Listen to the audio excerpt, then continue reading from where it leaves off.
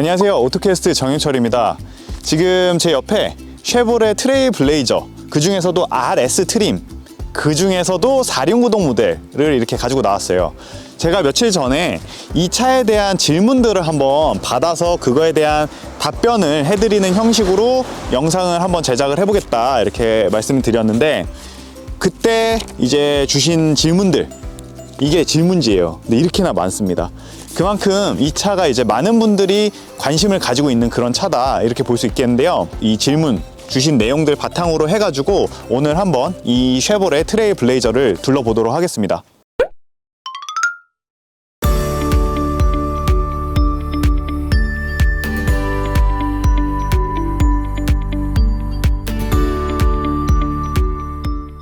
자, 우선 장멋쟁이 님이 RS 트림에 화이트를 살까 하는데 실물 어떤가요? 화면보다 예쁠까요? 라고 하셨어요.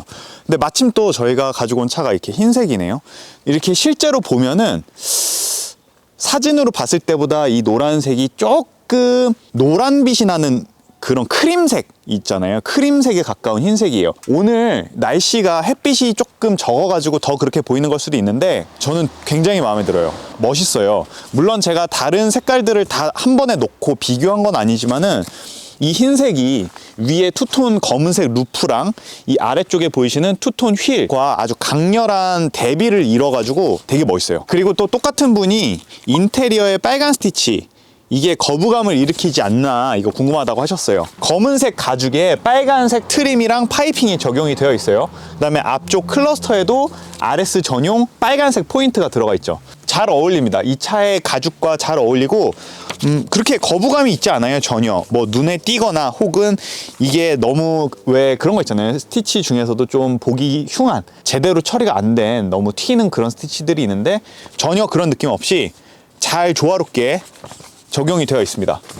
자, 그리고 이 그레이 1117님, 이분이 저희 구독자 중에 댓글 되게 열심히 달아주시고 영상 꾸준히 잘 봐주시는 구독자님인데, 이번에도 역시나 소재의 고급감과 부위별 차이가 궁금합니다 라고 써주셨어요. 이전에 액티브 트림을 저희가 땄었어요, 이다정 기자가. 그 액티브 트림에 대한 재질을 보시려면은 이쪽 링크 누르시면은 액티브 트림에 대한 설명을 보실 수가 있고, 오늘 탄 이 RS 트림은 우선 이 위쪽 플라스틱, 동일한 플라스틱 사용하고 있고요. 이 아래쪽에는 천 같은 재질의 그러한 소재가 사용이 됐고, 전반적으로 플라스틱이 많이 사용이 된 그런 모습이죠. 스티어링 휠은 가죽이 사용됐는데 가죽의 이 안쪽 빨간색 스티치가 제법 고급스러운 그런 감성을 불러일으키네요. 그리고 이 RS 트림에만 디커 스티어링이 들어가고, 이 디커 스티어링의 아랫부분은 플라스틱으로 마무리를 하고 있습니다. 특별히 고급스럽다라고 하기보다는 이 RS 트림인 만큼 좀 더 스포티한 감성을 불러일으키는 듯한 그런 모습을 보여주고 있습니다. 국한사님 그리고 허동님 같이 뒷자리 공간이 얼마나 되나 궁금하다고 하시는 분들이 꽤 있었어요. 그럼 우선은 제가 이 앞자리를 저한테 한번 맞춰볼게요. 이렇게 해서 이제 뒷자리에 앉아 보면은 우선 무릎 공간은 하나 반 정도 나오고요. 머리 공간은 주먹 하나 정도.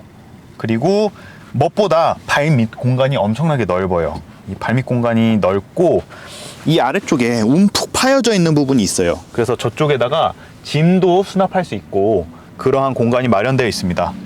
그 다음에 추가적으로 뒤쪽 열선 시트를 적용을 할 수가 있어요. 그 다음에 보시다시피 암레스트는 딱 적당한 높이, 그리고 적당한 각도, 그 다음에 컵홀더를 가지고 있습니다. 그리고 가운데 뒷자리를 위한 USB-C 타입 이렇게 하나씩 자리를 하고 있어요. 또 이 뒷자리 앉은 김에 이 이승환 님이 파노라마 썬루프는 넣는 게 좋을까요? 라고 질문을 해주셨어요. 사실 운전석에서는 이 파노라마 썬루프를 직접적으로 보는 게 아니기 때문에 이 효과는 뒷자리에 있는 사람들이 더 많이 느끼거든요. 뒤에 앉아봤을 때 아주 큰 파노라마 썬루프를 가지고 있어요. 개방감이 상당히 좋아서 뒷자리에 앉은 사람이 아주 좋아할 만한 그런 옵션이 될 것 같아요. 그래서 저는 이 파노라마 썬루프 개인적으로는 추천드리는 옵션입니다. 그리고 이 차의 실용성 궁금해 하시는 분들도 많았어요. 특히 뒤에 트렁크 공간 궁금해 하시는 분들이 있었는데, 우선 이렇게 전동식 트렁크가 적용이 되었어요. 그리고 이 안쪽 공간은 보시다시피 제법 넓은 이런 공간을 가지고 있습니다. 아래쪽 트레이를 나눠서 사용을 하실 수가 있어요. 한층 아래로 내리면은 조금 더 깊은 공간을 사용을 하실 수가 있고요. 이 상태에서 저희의 이 촬영 장비를 한번 넣어서 크기를 가늠해 볼게요.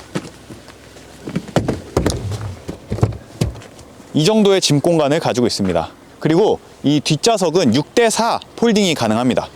이렇게 폴딩을 했을 경우에는 이 아래쪽 트레이를 이렇게 올려서 사용하시면은 평평한 트렁크 공간이 만들어집니다. 자, 또 청춘 고백님, 다른 영상에서 이 보스 프리미엄 스피커에 대한 내용이 잘 없다, 영상에 잘 담길지는 모르겠지만 느낌을 좀 알고 싶다, 그리고 스피커 위치들도 알고 싶다, 이렇게 말씀을 해주셨어요. 이 총 7개의 보스 스피커가 적용이 되어 있는데, 위치는 앞쪽 A필러에 하나씩 있고요, 앞 문 아래쪽에 하나씩, 이렇게 총 4개, 그 다음에 뒷자리에 문 하나씩, 그래서 6개가 있고, 마지막으로 트렁크 안쪽에 아래쪽에 우퍼가 위치를 하고 있어요.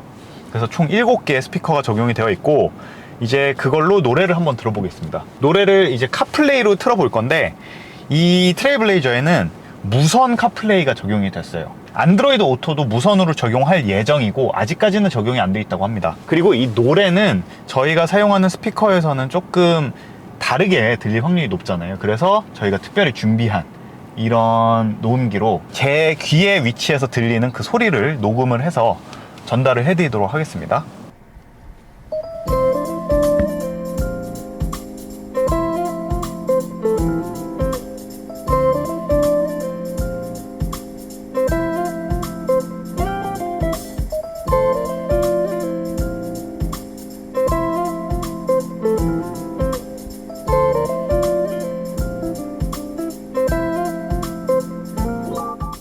저희가 이 녹음기로 녹음을 해서 들려드렸는데 어떻게 들리셨을지는 좀 모르겠어요. 정확히 전달이 됐을지는 모르겠는데, 일단 제가 여기에서 들은 그 느낌은 공간감이 굉장히 입체적인 느낌은 아니고, 다만 이 소리가 굉장히 깨끗해요. 되게 정확한 그런 음향을 들려주고, 그런 반면에 낮은 그러니까 베이스는 아주 강력한 느낌은 아니다, 저는 그렇게 느꼈습니다. 네, 이렇게 실내 공간에 대한 질문들 위주로 한번 살펴봤어요. 아마 지금 이 순간에도 질문을 댓글로 달아주시고 계시는 분들이 있을 거예요. 근데 저희가 이 촬영 일정상 그거에 대한 전부 다 답변을 못 드리는 점 좀 양해를 부탁드립니다. 그리고 이제는 이 차를 타고 도로로 한번 나가봐서 그 승차감 부분에 대한 어떤 질문들에 대해서 좀 보도록 하겠습니다. 네, 자, 이제 이렇게 차량에 타봤어요. 지금 보니까 이대성님이 타 SUV 차량에 비해서 시트 포지션이 낮다는 글들이 있는데, 주차라던가 주행을 할 때 좀 답답하지 않을까 라고 여쭤보셨는데, 지금 일단 제가 타본 바로는 저는 전혀 낮다고 안 느껴지는데요. 저는 오히려 높다고 느껴집니다. 그리고 앞에 시야는 나쁘지 않아요. 이 앞에 땅은 잘 보이는데, 다만 이 A필러 쪽이랑 이 사이드 미러 사이, 이 부분 항상 많이 가려지는 부분이죠. 그리고 또 한 가지, 이 차는 이 위에 룸미러 부분 있잖아요. 이 부분이 좀 시야가 가려져요. 신호 대기를 하려고 서 있었는데 딱 이 룸미러 부분에 신호등이 가려서 안 보여지는 경우가 있더라고요. 그런 것 외에는 뭐 시야가 나쁘다거나 낮거나 그런 점은 저는 잘 못 느끼겠습니다. 그리고 2020님이 2020년이라고 읽어야 되나? 막 잡아 돌리는 와인딩 드라이브 때 주행 안정감이 어떨지 궁금합니다 라고 써주셨어요. 그래서 지금 와인딩 코스에 왔어요. 한번 막 잡아 돌려 보려고 왔는데, 물론 이 차가 RS 트림이긴 해도 이 RS 트림은 스포츠 주행을 위한 그런 트림은 아니에요. 이 차량이 애초에 SUV고 내장 외장에 어떤 트림들이 좀 더 스포티한 그런 분위기를 주는 거에 초점을 맞춘 그런 RS 트림이다 보니까 주행성에 있어서 차이는 크지 않을 거예요. 뭐 타이어가 다르긴 해요. 액티브 트림은 터레인 타이어가 껴져 있죠. 그래서 그 부분에서 오는 차이는 있을 텐데, 주행성에 있어서의 차이점은 아주 크지는 않을 거라고 저는 예상이 됩니다. 그래도 일단은 한번 막 잡아서 돌려보겠습니다. 지금 제가 타고 있는 트림이 RS 5휠 드라이브 트림이에요. 그래서 변속기가 9단 자동 변속기가 탑재가 되어 있는데, 전륜구동 모델에는 CVT 변속기가 탑재가 됩니다. 그래서 CVT 변속기면은 느낌이 어떤지 궁금하다 물어주신 분이 있는데, 아쉽게도 지금 타고 있는 차는 올휠 드라이브 9단 자동 변속기가 탑재된 그런 차량입니다. 지금 이제 와인딩 로드에 슬쩍 들어섰어요. 이 초입이 마침 또 언덕길이에요. 근데 이 언덕길에서의 힘이 좀 딸리지 않느냐, 이 부분 궁금해 하신 분들이 있으셨는데, 한번 제가 조금 가속을 해볼게요. 답답한 부분은 없어요. 물론 확 치고 나가는 그런 건 없죠. 근데 엔진 스펙을 생각을 해봤을 때 그거는 당연한 부분이죠. 엄청난 파워를 기대할 만한 스펙의 엔진은 아니고, 그렇다고 해서 전혀 굼뜨거나 뭐 답답한 그런 느낌 없습니다. 이 차에는 이제 후륜에 제트링크 서스펜션이 장착이 됐어요. 이제 많은 분들이 그거에 대해서 조금 우려를 표하시는 분들도 있었어요. 그러니까 기본적으로는 토션빔이라 승차감이 굉장히 아쉬울 것 같다. 근데 제가 느낀 바로는 승차감이 상당히 좋습니다. 절대로 뭐 토션빔에서 을에 느낄 수 있는 그런 텅텅거리는 그런 느낌 이상이에요. 상당히 좋습니다. 그리고 심지어 웬만한 멀티링크보다도 좋은 그런 느낌이에요. 근데 그거에는 이 차에 적용되어 있는 이 서스펜션 쪽 부싱이 듀얼 컴파운드 부싱을 적용을 해서 만회를 했다고 해요. 좌우의 움직임은 줄여주고 위아래로 움직이는 움직임은 조금 허용을 해줘서 차가 갈 때 승차감은 좀 더 부드럽게 해주면서도 좌우 롤링이 나쁘지 않은 그런 부싱이 장착이 됐다고 해요. 그리고 마침 또 올라온 김에 이제 매뉴얼 모드도 한번 써보려고 하는데, 이 쉐보레 특유의 토글식 기어 레버 어떻게 사용하시는지 모르는 분들도 있다, 이런 얘기가 있더라고요. 질문 중에도 있었고, 그래서 그것도 한번 써보려고 하는데, 그걸 사용하려면 지금 D 모드에서 하나 더 뒤로 당기면 L 모드가 돼요. 말하자면 매뉴얼 모드랑 같은 거거든요. 그래서 이렇게 L 모드로 하고 난 다음에는 이 기어 레버의 왼쪽에 엄지손가락 부분이죠, 여기에 달려있는 레버를 사용을 해서 기어 단수를 변경을 할 수가 있어요. 아래를 누르면 다운 시프트가 되고 위 버튼을 누르면 업 시프트가 되거든요. 버튼을 눌러서 자기가 원하는 단수로 변경을 할 수가 있습니다. 이 매뉴얼 모드는 험로에서 저단 기어를 사용하시고 싶을 때 자동으로 이 변속기가 다음 단수로 넘겨주는 걸 막을 때 사용을 하셔도 되고, 지금 이런 곳에서는 자기가 좀 더 스포티한 주행을 즐기고 싶다 하실 때 사용을 하셔도 됩니다. 이 막 잡아 돌리는 와인딩 코스, 물론 굉장히 스포티한 주행을 위한 차가 아니다 보니까 어느 정도 적정선에서 제가 주행을 해봤는데 아주 만족스러운 모습을 보여줬습니다. 그리고 김나츠님이 4륜구동 배분 느낌이랑 뒷자리 승차감, 트렁크 공간, 고속도로 주행 연비 궁금하다고 하셨는데, 우선 4륜구동 배분 느낌을 느껴보려고 하는데, 제가 방금 전까지는 전륜구동 모드, 그러니까 이 차의 4륜구동은 전륜구동 모드랑 4륜구동 모드를 버튼으로 선택을 할 수가 있어요. 이제 이거를 4륜으로 바꿔서 제가 동일한 이 와인딩 코스를 주행을 해보도록 하겠습니다. 이 4륜구동 모드로 바꾸면 연비가 떨어지겠죠. 그래서 평소에 일반적인 도심 주행을 하거나 고속 주행을 할 때는 전륜으로 가다가 뭐 필요한 경우에 4륜으로 바꿔서 사용을 하시면 됩니다. 오프로드 코스를 이 차로 경험하지 않다 보니까 이 4륜구동 배분 느낌을 좀 더 적나라하게 느끼기에는 제약이 있을 것 같아요. 그 느낌 탓일까요? 확실히 등 뒤쪽에서 느껴지는 힘이 있어요. 아까 전륜 모드로 갈 때보다 등 뒤쪽에서 밀어주는 느낌이 있고, 그거 외에 이러한 환경에서는 그 차이를 느끼기가 조금 미묘해요. 그리고 뭐 화면에 따로 구동력 배분을 표시해주는 그런 모드가 있진 않아요. 그리고 연희도님이 오토홀드는 없는 거죠? 라고 여쭤보셨는데, 아쉽게도 오토홀드 기능은 적용이 안 되어 있습니다. 그리고 투치님이 언덕길에서 어떻게 잘 올라가나 그거랑 함께 IDB에 대해 자세히 소개시켜 주셨으면 합니다, 이렇게 말씀해 주셨어요. 인터그레이티드 다이나믹 브레이크죠. 사실 이 개념이 저도 정확히 이해하기는 너무나 힘든 개념이더라고요. 뭐 엔지니어링적인 측면에서 워낙에 많은 기술들이 집약된 그런 부분이에요. 일반적으로 사용했었던 그 유압식 브레이크와 전자식 브레이크를 통합을 시킨 거예요, 일부분을. 그래서 장점을 말하자면 모았는데, 기존에 사용하는 그 유압식 브레이크에 진공이 필요하잖아요. 근데 그 진공을 만들어주기 위해서 엔진의 힘을 사용을 했었는데, 이 IDB는 그런 부분이 필요가 없어진 거예요. 그러다 보니까 엔진에서 출력 손실이 없어진 거죠. 개발을 하고 보니까 이 개발비가 상당히 많이 들었죠. 그래서 고가였던 거예요. 그러다 보니까 초반에는 이제 비싼 차들에 적용이 먼저 됐었어요. 뭐 제가 듣기로는 링컨 컨티넨탈에도 적용이 됐었고, 그 다음에 캐딜락에 적용을 하고 그랬는데, 보니까 오히려 이런 소형차에 적용을 했을 때 더 이점이 많은 거예요, 그 브레이크가. 그러다 보니까 이제 이런 차에 적용을 하게 된 거죠. 이 IDB에 대해서 찾아보다가 되게 좋은 채널을 하나 알게 됐어요. 유튜브에 자동차 미생이라는 채널인데, 아마 아시는 분들도 많이 계실 거예요. 그분이 이제 미국에서 실제 자동차 회사에서 일을 하시는 엔지니어 분인데, 그분이 이 트레일블레이저에 적용된 IDB에 대해서 굉장히 세밀하게 잘 설명을 해주셨어요. 그래서 좀 더 정확한 설명을 듣고 싶으시면은 그 영상을 제가 좀 추천을 드려요. 네, 이제 뒷자리 한번 앉아봤습니다. 시멘트 아키로 님이 전에 코란도 가솔린 뒷자리 승차감이 튀는 느낌이라고 했는데, 트레일블레이저 뒷좌석은 어떤가요? 오래 타도 괜찮을지 알려주세요, 이렇게 말씀해 주셨어요. 뒷자리 승차감은 항상 이 정도 급 차에서는 당연히 뒷자리 승차감이 운전석 승차감보다 떨어지겠죠.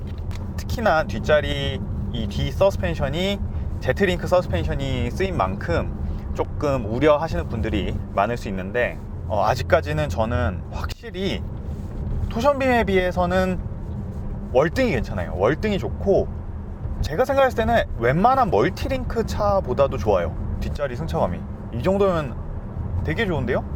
이 뒷자리가 특히나 더 좀 편하다라고 느끼는 게, 뒷자리 공간이 정말 좋아요. 발밑 공간이 너무 넓어가지고 장거리를 갈 때는 이 시팅 포지션도 중요하잖아요. 그게 피로도를 결정짓는 요인 중 하나인데, 뒷자리 승차감도 좋을 뿐더러 시팅 포지션이 편하니까 이 뒷자리에서 굉장히 긴 시간 동안 장거리 운전을 간다 하더라도 저는 부담이 없을 것 같아요. 그리고 통풍 시트가 배출형 타입인지 흡입형 타입인지 궁금합니다. 그리고 이 통풍 시트의 소음이 운행 중에 어느 정도인지도 궁금합니다, 적어주셨어요. 제가 기억하기로 이 흡입형 타입은 요새 거의 대부분이 배출형 타입 아닌가요?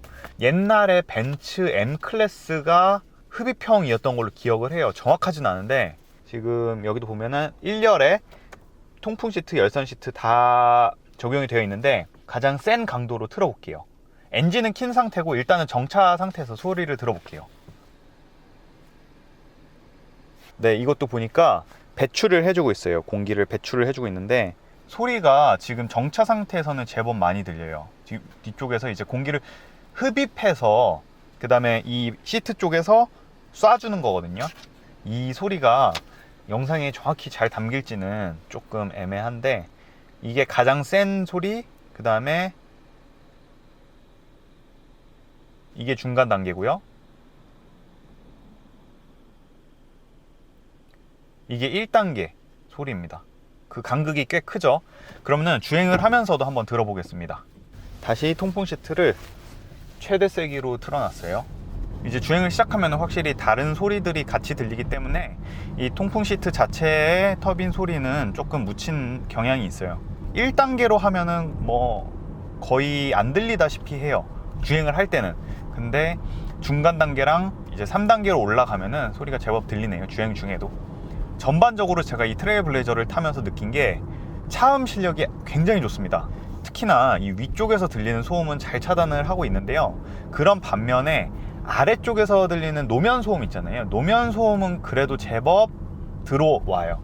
어댑티브 크루즈 컨트롤 질문하시는 분들이 계셨는데, 제가 사용을 해보겠습니다. 이 왼쪽 스티어링 휠 왼쪽의 버튼류들이 전부 다 어댑티브 크루즈 컨트롤을 컨트롤하는 버튼들이에요. 여기서 활성화를 시켜 보겠습니다. 속도를 맞춰보고 앞차와의 간격을 한 칸 제일 가깝게 유지하는 상태로 가보겠습니다. 제법 부드럽게 정차를 해주고 앞차와의 간격도 잘 맞춰줘요. 한 가지 아쉬운 점은 이 차가 차선을 차로의 가운데 유지시켜주는 차선 유지 보조가 아니라 차로 이탈 방지 기능만 있다는 거예요. 그래서 이제 좌우로 치우칠 때 있잖아요. 차선을 넘어가려고 할 때 한 번씩 이렇게 안쪽으로 밀어 넣어주는 그런 스티어링 휠 조작을 해줘요. 그러다 보니까 이게 완전한 반자율주행 기능이라고 하기보다는 스티어링 휠의 인풋은 계속 해야 돼요. 운전자가 계속적으로 주시를 하면서 해야 되고, 좋은 점은 정차했다가 다시 가는 것까지 지원하는 그런 어댑티브 크루즈 컨트롤을 사용을 하고 있습니다. 지금 이 차급, 동급의 차량들 중에서 멀티링크 서스펜션을 가지고 있는 차량들에 비해서도 오히려 더 좋은 승차감을 보여줄 만큼 제트링크 서스펜션에 대한 우려는 안 하셔도 될 것 같습니다. 네, 오늘 이렇게 쉐보레 트레일 블레이저를 쭉 타봤어요. 그래서 이 차에 관해서 주신 질문들 위주로 한번 살펴봤는데, 질문 주신 분들 중에 이 차 하부 좀 보여달라 그런 분들도 계셨고, 4륜 구동 실력 좀 보게 4륜 롤러에다 한번 올려달라 이런 분들도 계셨는데, 저희가 요번에는 조금 여건이 맞지가 않았어요. 이 촬영 기간도 상당히 짧았고, 그래서 혹시라도 이 다음번에는 저희가 그런 여건이 된다면 뭐 그런 관련된 컨텐츠들 한번 기획을 해서 보여드리도록 하고, 이번에는 좀 그 부분 못 보여드린 점 양해 말씀드립니다. 그러면은 저는 여기까지 하고요. 이제 또 다음 영상에서 뵙도록 하겠습니다. 감사합니다.